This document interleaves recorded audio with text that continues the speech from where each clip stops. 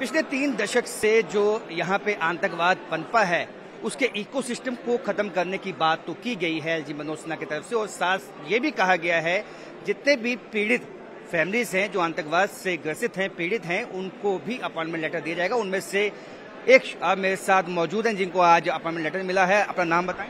Sir मेरा नाम है मशकूर अहमद। सर मैं आपको आज एक तरह से हम कहेंगे कि आपके जख्मों के पे मरहम लगाने की एक कोशिश हुई है आज।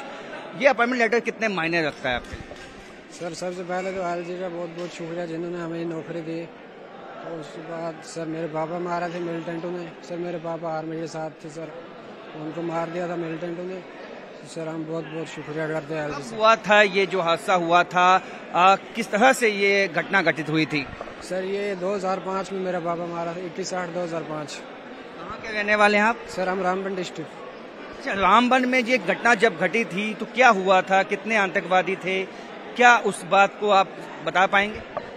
सर 2 आतंकवादी थे, मेरा पापा नहा रहा था, वो आतंकवादी छुप के आए और मेरे पापा को काट दिया कुल्हाड़ी से। इससे पहले भी 2005 के बाद भी गवर्नमेंट यहाँ पे काफी आई, कोशिश आपकी तरफ से की गई होगी, लेकिन कुछ हुआ नहीं। आज इतने सालों के बाद इंसाफ मिला है, कैसा लग रहा है? सर बहुत अच्छा है। सबसे पहले तो आल जी का बहुत बहुत शुक्रिया जिन्होंने हमें ये ऑर्डर दिया। आपको लगता है इससे पहले सुनवाई नहीं थी आपकी? नहीं सर, पहले इससे मतलब हमने बहुत कोशिश की लेकिन हमारी फाइल बंद नहीं पाई।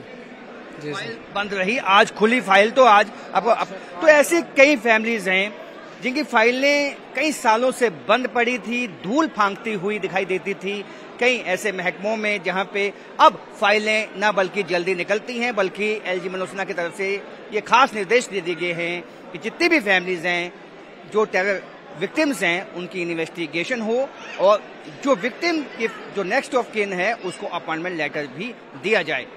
कैमरामैन चांद के साथ राजन वैद, जम्मू।